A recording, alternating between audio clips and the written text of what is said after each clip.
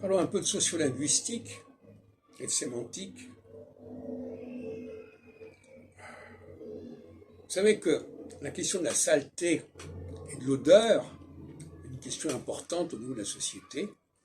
Et notamment les femmes sont très à cheval sur la propreté du corps, des vêtements. Et ça commence avec l'enfance, évidemment. Ça peut se poursuivre toute la vie de la personne. Mais, curieusement, le langage courant a introduit une notion qui situe les choses sur un autre plan. Quand on parle par exemple de saloperie, saloperie, ça renvoie à la saleté. Mais on sait très bien que saloperie, c'est pas uniquement une question de saleté ou de crasse. C'est aussi un comportement, un jugement qu'on porte sur la personne. D'où le mot d'ailleurs salope, qui est souvent utilisé, à tort ou à raison, envers les femmes.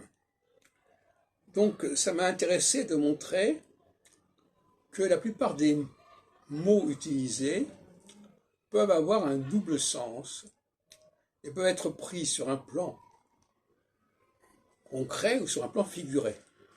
Et le langage figuré est très intéressant ici.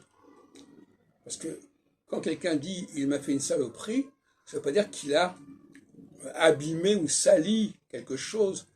Et là encore, le mot salir, on sait très bien qu'on peut dire « j'ai sali son nom ».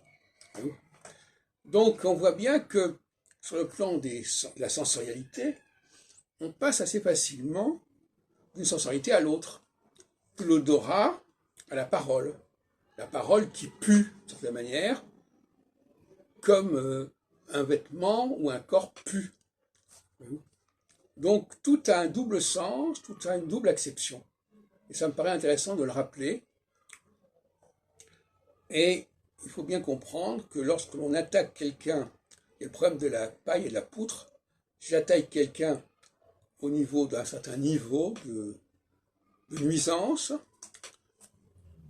eh bien, s'il n'est pas du même sexe, notamment, ou pas de la même culture, il peut me répondre, de répondre la bergère à la berger, il peut me répondre que lui aussi, il éprouve un sentiment de malaise à nous capter, à nous entendre sur un autre plan qui n'est pas moins important, d'une certaine manière, même si, comme je disais dans une autre vidéo, l'odeur persiste plus facilement dans l'immédiat.